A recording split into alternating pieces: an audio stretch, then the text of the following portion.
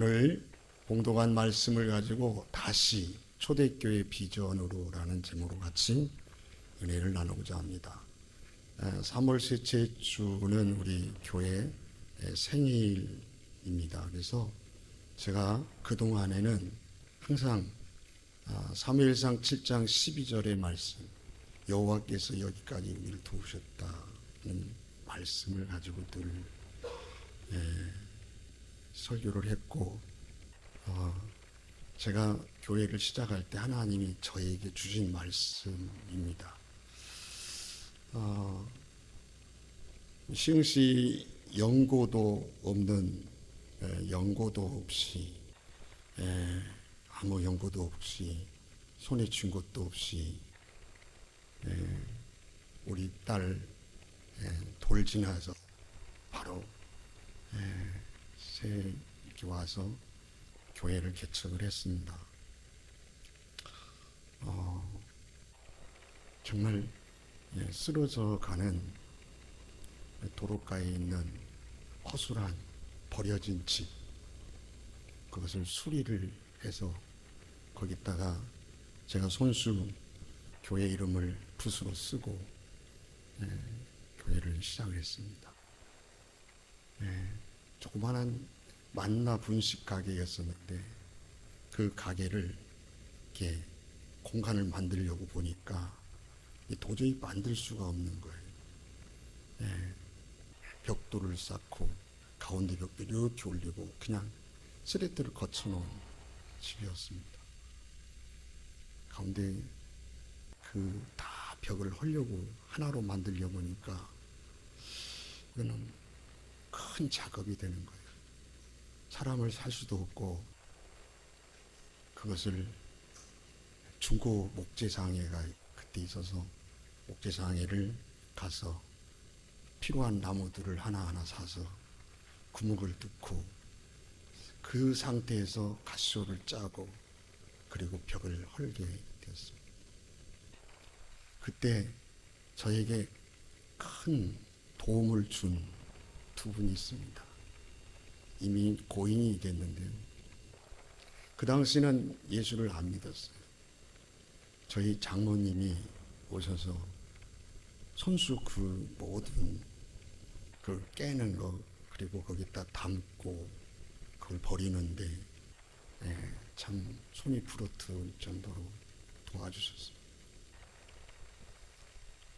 그리고 한참 열심히 일을 하고 있는데 저희 시골에 계신 아버지가 쌀가마니를 40kg짜리를 짊어지고 어떻게 알고 거기를 찾아오셨어요.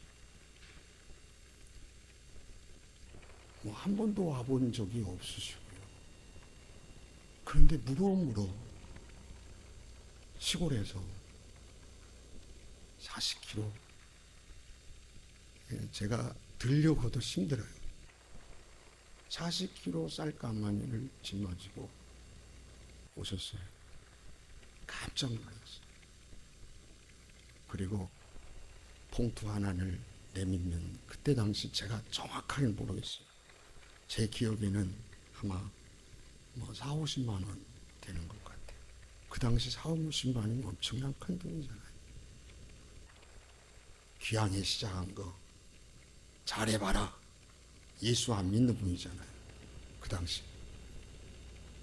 그리고는 제가 대접도 못하고 뭐하도 못하고 그냥 가셔버렸어요. 까맣게 잊어버렸는데 그게 마음속에 꽉 생각이 나더라고요. 그렇게 해서 교회가 이제 공간을 만들고, 그 공간을 만들어봤자 10평도 되지 않는다. 아무것도 없어요. 제가 섬기던 교회에서 성찬상을 하나 사줬어요. 그리고 저희 친구 목사님들이 돈을 걷어서 자부등, 방석 30개를 사줬어요. 그게 전부예요.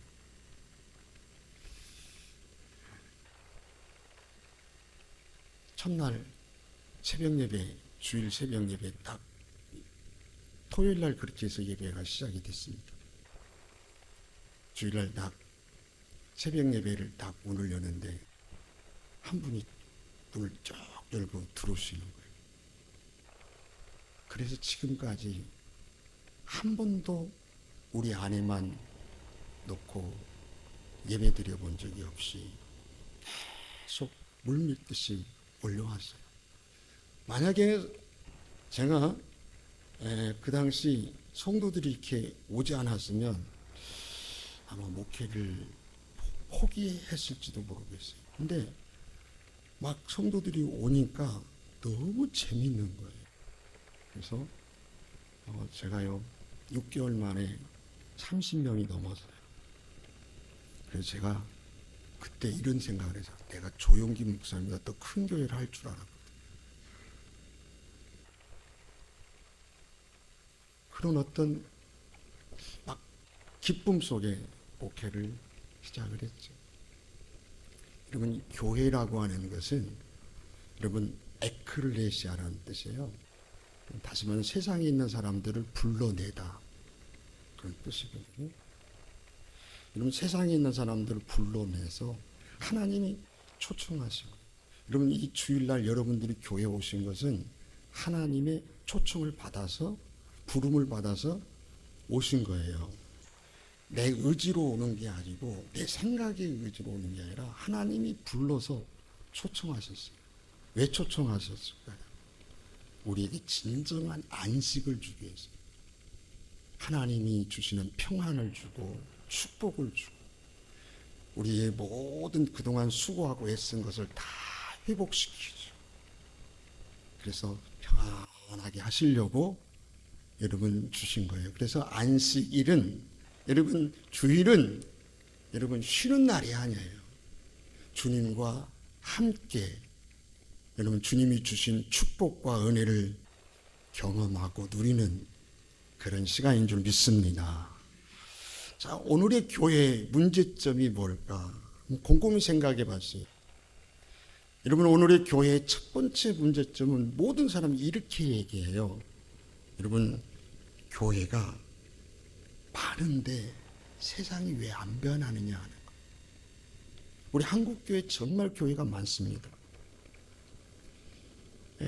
80년대만 해도 막 교회가 우죽순처럼 생겼어요. 제가 교회를 세우고 얼마 안 돼서 이제 노회장이 됐을 때 한 달에 한 번씩 설립 예배를 드릴 정도였어요.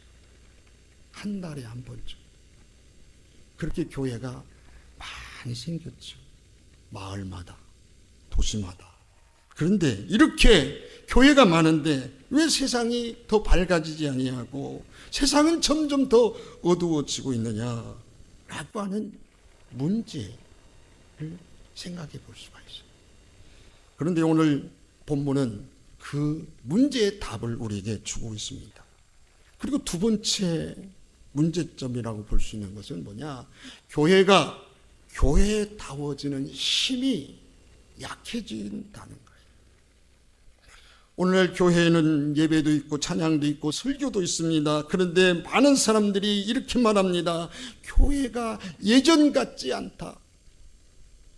왜 그럴까요? 사람이 줄어설까요? 건물이 작아져서 그럴까요? 아닙니다. 교회가 교회다운 본질을 점점 잃어가기 때문이 그렇다는 거예요. 그렇다면 성경에서 말하는 진짜 교회다운 교회의 모습은 어떤 교회의 모습일까? 그것도 오늘 본문에서 잘 답을 주고 있습니다. 그런데 초대교회는 왜 그렇게 강해졌느냐? 초대교회는 왜 그렇게 능력이 있었냐? 초대교회는 지금 우리와 비교해보면 조건이 훨씬 부족합니다. 건물도 없었어요. 재정도 없고요. 조직도 없었어요. 그런데 놀라운 일들이 일어났습니다. 복음이 예루살렘을 중심으로 해서 유대와 사마리아와 땅끝까지 로마를 통해서 전 세계에 복음이 퍼져나갔습니다. 왜 그랬을까요? 초대교회는 반드시 있어야 할 네 가지 기둥이 있었어요. 오늘 그 이야기가 오늘 본문에 나옵니다. 요즘 교회가 무너지는 소리가 들립니다. 여러분, 교회들이 무너지는 신호들이 지금 와요. 좀 건방진 얘기일지 모르지만 제 주변에 있는 많은 교회들을 이렇게 쭉 보면 10년 안에 그 교회들이 존재할 수 있는 교회가 몇 개의 교회가 있을까? 굉장히 걱정스러운 생각들을 갖게 됩니다. 왜? 교회가 무너지고 있나? 갑자기 무너지는 게 아니죠. 여러분 보세요. 상식적으로 말씀이 약해지고 있습니다. 성도들이 교제가 사라지고 있습니다. 십자가의 은혜가 사라져가고 식어져가 있습니다. 기도가 멈춰져 가고 있습니다. 겉으로는 대단해져 보이는 것 같지만 속은 이미 힘을 잃어가고 있는 것이 오늘 우리 한국교회의 모습입니다. 성도들의 모습이기도 합니다. 그래서 하나님께서 오늘 본문의 말씀을 통해서 우리에게 초대교회의 본질이 무엇인가를 보여주고, 초대교회의 본질이 무엇인가를 보여주는 이유는 뭘까요? 오늘 저와 여러분들이 그 본질로 돌아가자는 거예요. 초대교회 모습으로 다시 돌아가자는 거예요. 그러면 오늘 제가 여러분들에게 이 초대교회 4가지 여러분 기둥을 세우려고 해요. 여러분 기둥이 모퉁이 내 모퉁이에 이 기둥이 딱 세워져야 교회가 힘이 있어진단 말이죠. 그럼 첫 번째 기둥이 뭐냐? 말씀의 기둥이에요. 오늘 본문에 보니까 그들이 사도의 가르침을 받아 그랬어요. 여러분 가르침이라고 하는 말은 디다케라는 말인데 단순한 지식 전달이 아닙니다. 여러분 삶을 변화시키는 진리를 말합니다. 공동체를 세우는 말씀을 말하는 거예요. 구원을 깨우치주고 깨닫게 하는 복음을 의미하는 거예요. 사도들이 여러분 복수형으로 되어 있어요. 여러 명의 사도들이 가르쳤지만 하나를 가르쳤다. 다른 소리가 아니란 얘기예요. 이 사람은 이걸 가르치고 저 사람은 저렇게 가는 게 아니란 말이에요. 각각 가르쳤지만 하나를 가르쳤다. 복음을 가르쳤다. 그 가르침을 뭘까요? 하나예요. 예수 그리스도를 믿으면 구원받는다는 복음의 진리입니다. 교회는 여러분 철학으로 세워진 교회가 아닙니다. 조직으로 세워지지 않습니다. 말씀으로 세워진 교회입니다. 그래서 종교개혁자인 마르틴 루터는 이런 말을 했어요. 교회는 말씀으로 태어났고 말씀으로 살아간다 그랬어요. 여러분 말씀이 살아있으면, 여러분 교회가 살아있으려면 말씀이 살아야 돼요. 말씀의 기둥이 더 튼튼하게 세워지면 교회는 힘이 있어집니다. 여러분 성도들이 마찬가지입니다. 하나님의 말씀으로 굳게 세워져 있으면 성도 하나하나가 힘 있는 성도가 되는 겁니다. 두 번째 기둥은요 뭐냐? 서로 교제하며 그랬어요. 이거는요 서로 교제하며 사랑의 기둥입니다. 여러분 우리가 헬라어로 교제라는 말이 코이노니아라는 뜻입니다. 함께 나누다, 함께 참여하다, 공동체가 살아나다, 그런 뜻을 가지고 있어요. 단순한 여러분 친목 모임이 아니에요. 예? 초대교회 성도들이 함께 기도했고 함께 식사를 하고 함께 울었고 함께 기뻐했어요. 그래서 여러분 사도행전 2장 44절에 보니까 믿는 사람들이 다 함께 있어 모든 물건을 서로 통용했다.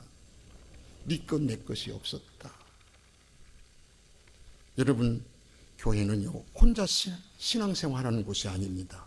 함께 믿는 자들이 오늘 모여서 함께 하는 믿음의 공동체인 줄 믿습니다.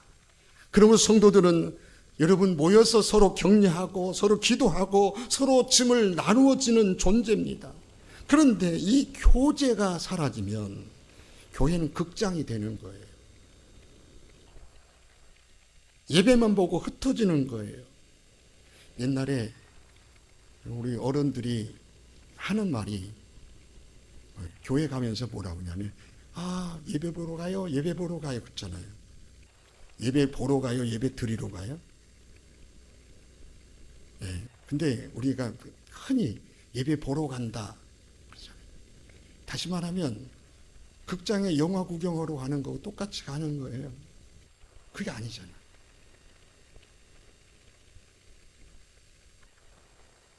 여러분, 교제하고 그냥 예배만 보고 흩어지는, 정말 제발 오늘만큼은 예배 보고 흩어지지 맙시다. 아멘도 안 하시네. 예배 드리고 흩어지지 맙시다. 예배 드리고 흩어지지 말고. 우리 필리핀 사람들은 참 잘해요. 예배 마침 막 껴안고 서로 뽀뽀도 하고 악수도 하고 무슨 얘기를 하는지 막 흔들고 막. 근데 우리 한국 사람들은 눈으로만 인사해. 왔어? 끝나.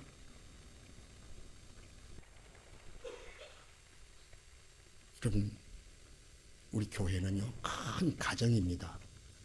가정. 각자가 아니에요. 가정 같은 교회죠. 그 다음에 세 번째 기둥은 떡을 떼며 그랬어요. 그런 떡을 떼는 건 왜 떡을 떼지 않으면, 보세요. 예수님의 이 떡을 뗀다는 말은 초대교회의 성찬과 애찬을 의미합니다.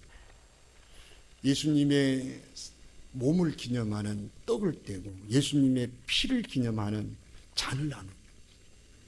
다시금 그것을 하면서 다시 십자가의 은혜를 우리 자신에게 흐르고 우리 자신을 통해서 흘러보내는 거예요. 십자가의 은혜를 다시 흘려보내는. 그래서 여러분, 세 번째 기둥은 뭐냐? 십자가의 기둥이에요. 여러분, 십자가의 사랑을 잊어버린다? 그것은요, 사람이 사랑할 힘을 사라지는 거예요. 그러므로 여러분, 교회는 언제나 십자가의 중심의 교회가 되어야 될 줄 믿습니다. 네 번째 기둥은 뭐냐면, 여러분, 오늘 본 오로지 기도에 힘쓰니라. 무슨 말이에요? 기도의 기둥, 능력의 기둥입니다. 여러분, 힘쓴다라는 말을 보니까 이 말은 계속 매달리다, 포기하지 않는다, 지속하다, 그런 뜻을 가지고 있어요. 초대교회는요, 기도를 멈추지 않았어요. 왜냐하면 기도가 교회의 능력이라는 것을 그들이 알았기 때문이죠. 자, 이와 같이 초대교회는 여러분, 교회가 중요한 것을 알 때마다 기도가 먼저였어요. 성령이 강림하기 전에 그들은 기도에 힘쓸 때 성령이 임재했죠. 사도들이 사역을 할 때 기도를 먼저 했어요. 예, 핍박을 받을 때 기도했어요. 우리 저도 신앙생활하면서 배운 게 그래요. 언제나 어디 가면 기도부터 하죠. 무슨 일을 시작하면 기도부터 하죠. 그런데 요즘 성도들이 기도를 잃어버려요. 여러분, 이렇게 초대교회는 네 기둥이 있었어요. 여러분, 어떤 기둥? 말씀의 기둥. 그리고 저 뒤에 코너에 무슨 기둥? 사랑의 기둥. 서로 교제하는. 또 저쪽 기둥에 뭐예요? 십자가의 은혜의 기둥. 이쪽 기둥 뭐예요? 기도의 기둥. 이 네 기둥이 튼튼하게 서야 교회는 힘이 솟아나는 거예요. 능력이 써지는 거예요. 사랑하는 우리 성도 여러분, 교회가 크다고, 건물이 좋다고, 프로그램이 많다고 강해지는 게 아니단 말이에요. 교회는 말씀이 살아있어야 되고, 교제가 살아있어야 되고, 십자가의 은혜가 흘러야 되고, 기도의 능력이 있어야 된단 말이에요. 우리 세움교회가 초대교회처럼 하나님의 말씀으로, 사랑의 교제로, 십자가의 은혜로, 기도의 능력으로 다시 한번 세워져 가기를 주님의 이름으로 축복합니다. 그런데 솔직히 오늘날 교회들이 가장 큰 위기 중에 하나가 말씀이 약화되는 거예요. 설교가 점점 짧아야 좋다. 성경보다 막 뭐 웃기는 이야기. 제가 하나님 가만히 보면요, 성도들이 은혜 받았다. 언제 은혜 받았던지 아세요? 말씀에 막 감동이 오고 막 그래서 뭐든 하면 은혜 받았다고 시험 들었다고요. 목사님 막 웃기는 얘기하고 그 다음에 울리는 이야기하면 은혜 받았다. 조금 심각한 얘기하면 시험 들었다고. 여러분 참 중요하잖아요. 성도들의 신앙이 점점 감정 중심으로 바뀌어간다는 거예요. 그래서 성도들은 교회는 다니지만 말씀대로 살지를 못해요. 그러면 신앙의 뿌리가 약해지잖아요. 오늘 본문 말씀 분명히 말합니다. 그들은 사도의 가르침을 받아, 초대교회는 말씀의 공동체였단 말이에요. 어느 집사님 이야기예요. 집사님이 교회를 오래 다녔는데 거의 성경을 읽지 않았어요. 예배 때, 설교 때 말고는 성경을 볼 시간도 없고 볼 수도 없어요. 그러던 어느 날 목사님의 권유로, 집사님 하루에 성경 한 장씩이라도 읽어봐. 반신반의를 가지고 순종하고 시작을 했어요. 아침마다 성경 한 장을 읽었어요. 그런데 어느 날 그 말씀이 점점점 가슴에 들어오기 시작을 한 거예요. 수고하고 무거운 짐진 자들아 다 내게로 오라. 내가 너희를 쉬게 하리라. 막 그 말씀이 살아서 가슴에 와닿기 시작한 거예요. 어느 날 말씀을 한 장을 읽는데 눈물이 흘리기 시작한 거예요. 삶의 변화가 막 금방 막 삶이 좋아지고 막 뭐 경제가 좋아지고 건강해지고 그런 변화가 일어나지는 않았지만 자기 인생이 바뀌는 거예요. 기도가 딱 생기기 시작하고 삶이 달라지기 시작. 그러자 내 인생을 바꾼 것은 어떤 큰 사건이 아니라 성경 한 장 한 장이 내 인생을 바꿔놨다. 미국의 워싱턴에 보면 내셔널 장로교회가 있습니다. 굉장히 큰 전통적인 교회죠. 그런데 이 교회가 급속도로 성도들이 줄어드는 거예요. 목회자와 장로님들이 회의를 합니다. 어떻게 해야 우리 교회가 살 수 있는가? 그래서 장로님들하고 목회자들하고 쭉 모여서 긴 토론을 한 결과 우리 교회의 방향을 바꾸자. 프로그램을 줄이고 말씀 훈련을 강화시키자. 그래서 다시 있는 모든 성도들이 다시 한번 말씀을 통하여 다시 훈련을 시키는 것. 그것이 이제 운동을 해서 못하는 사람 못하더라도 하는 사람끼리라도 말씀의 운동이 일어났어요. 말씀 강화 운동이 일어났습니다. 그러자 교회가 다시 막 꿈틀꿈틀 살아나기 시작. 여러분, 그러자 교회가 다시 살아났습니다. 우리 세움교회가 다시 돌아가야 될 우리의 방향은 다시 말씀으로 세워지는 거예요. 말씀으로. 그러기 위해서 여기 있는 여러분 한 사람 한 사람이 열심히 하나님의 말씀을 읽는 거, 배우는 거, 가르치는 거. 말씀. 이 운동이 우리 안에서, 우리 성도들 안에서 다시 일어날 때 우리에게 희망이 있는 거예요. 여러분, 우리 교회 문제, 그 다음에 오늘날 교회 문제 중에 하나가, 우리 교회를 포함한 모든 교회들의 문제점 하나가 뭐냐? 개인주의 신앙이 흘러 들어가고 있다는 거예요. 예배만 드리면 서로 다 뿔뿔이 흩어지는 거예요. 그래서 교회가 가족이 아니라 하나의 모임 장소로 끝나버리는 거예요. 그런데 초대교회는 뭐 서로 교제하며 라고 했잖아요. 여기 교제는 삶을 나누는 거잖아요. 서로의 짐을 나누는 거예요. 어느 권사님 한 분이 큰 병에 걸렸습니다. 수술을 해야 하고 경제적인 많은 힘이 들었어요. 그때 성도들이 병원에 함께 가지고 식사를 가져다 주고 함께 기도를 했어요. 그 권사님 나중에 이런 고백을 했어요. 내가 하나님을 포기하지 않는 이유는 교회 때문이었습니다. 성도들이 나를 붙들어 주셨기 때문입니다. 이것이 바로 여러분 성경이 말하는 코이노니아, 교제인 거예요. 저는 어렸을 때 우리 어른들이 보여준 신앙생활, 저는 교회 안에서 늘 생활을 하다시피 해서 잘 알아요. 우리 구역장들, 여러분 구역 식구들이 누구 문제가 생기잖아요. 자기 문제가 아니에요. 구역 식구에 문제가 생겨서 자식이 문제 생겼다, 남편이 문제 생겼다, 그 가정에 어떤 문제가 생겼다 그러면 여러분 구역장은 그날부로 이불 보따리를 싸집고 교회 와서 처리하겠습니다. 그게 우리 한국교회의 초창기예요. 여러분 그게 지금 사라졌잖아요.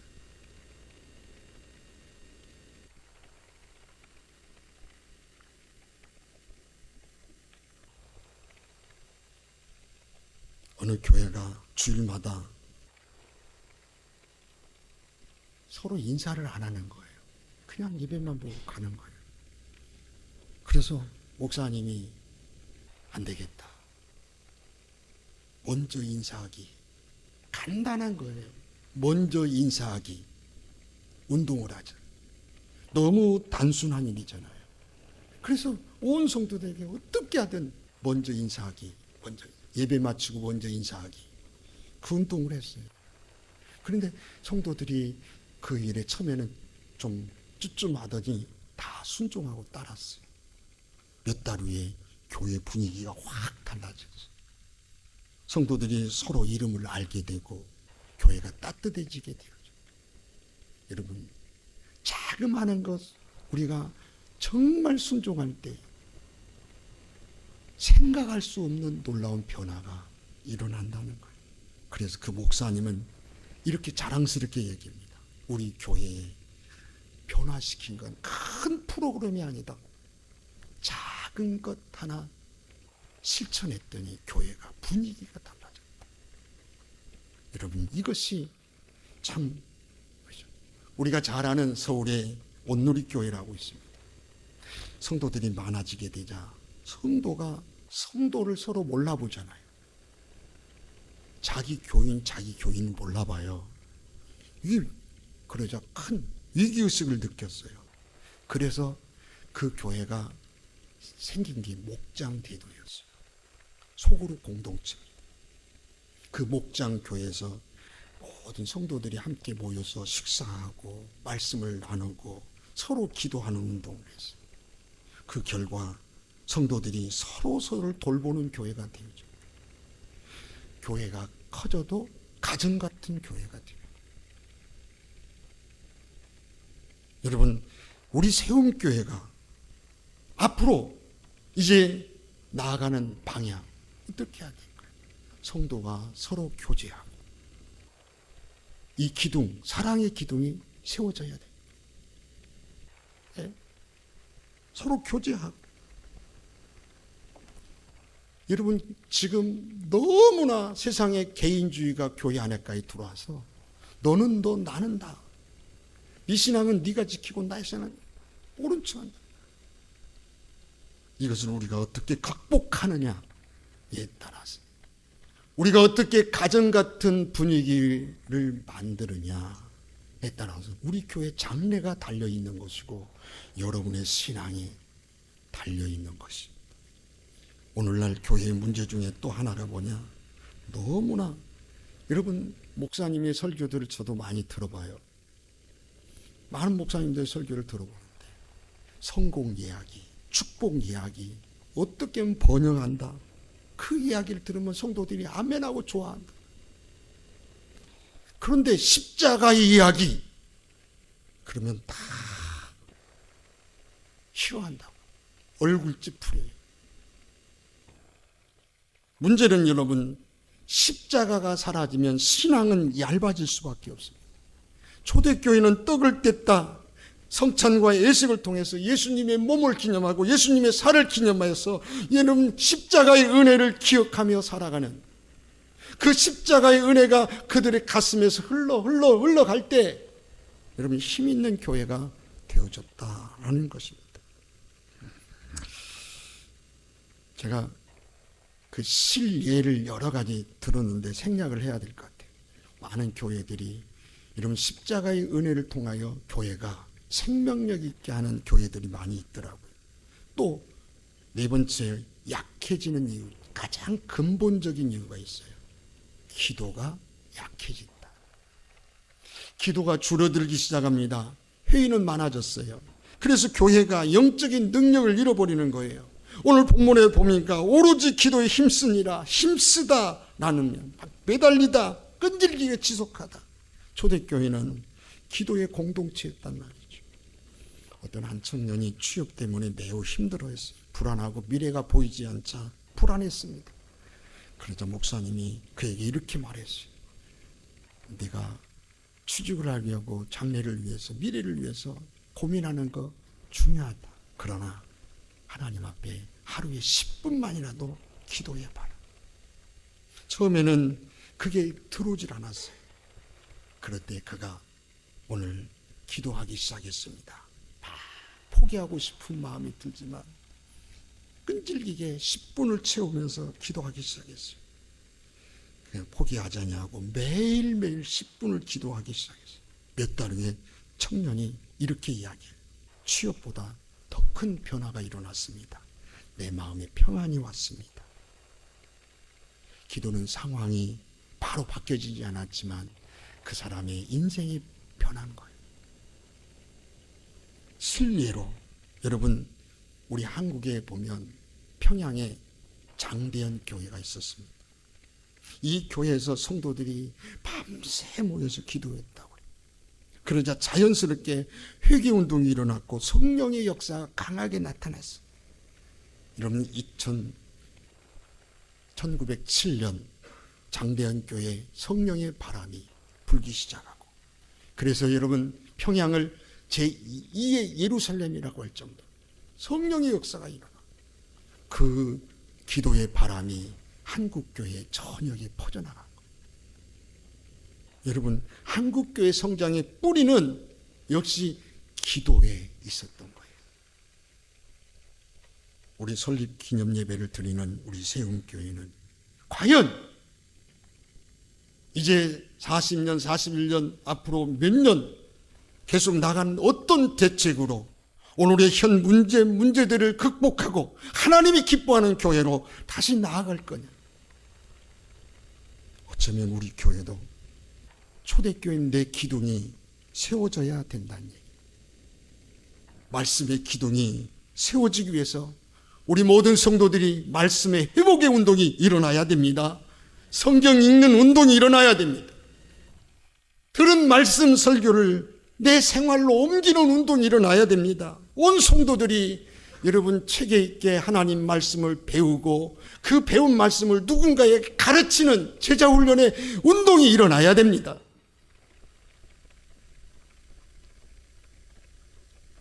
누가 우리 교회를 든든하게 능력 있게 만들어주는 게 아니잖아요. 소그룹 운동이 일어나야 됩니다. 이를 통해서 소그룹 모임이 일어나야 돼요. 다행히 제가 잘했다고 지금도 제 자신에게 칭찬하는 게 있어요. 소그룹 운동이 잘 일어나지 않으니까 제가 디지털 구역이라고 해가지고 매일 큐티를 나누는, 그것을 하면서 반신반의했는데 우리 리더자들이 잘 순종해 줘서 지금 1년을 넘게 이제 해오고 있는데, 잘했다. 앞으로 이것이 더 큰, 우리에게 큰 힘이 될 줄로 믿습니다. 잘 이루어져야지. 속으로 못 느껴야지. 내 아픔과 내 어떤 것들을 나 혼자 끙끙 앓지 않냐고 서로 같이 공유하고 같이 기도하는 운동이 일어나야지. 서로 돌보고 신앙을 나누고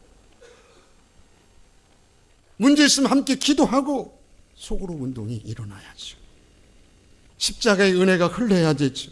십자가를 잃어버리면 신앙은 얇아집니다. 교회는 차가워집니다. 왜냐하면 십자가의 사랑이 잃으면 여러분, 사람은 사랑할 힘이 없는 거예요. 기도 운동이 회복이 돼야 됩니다. 기도는 교회 장식이 아닙니다. 여러분, 저는 이렇게 생각을 했어요. 기도는 교회 엔진이다. 동력이에요, 동력. 우리 교회가 잘 돌아갈 수 있도록 여러분, 이게 다시, 그래서 새벽 기도 운동이 일어나야 돼요. 네? 중복 기도 운동이 일어나야 되고요. 이 기도가 통해서 여러분 성령 운동이 일어나야 되고요.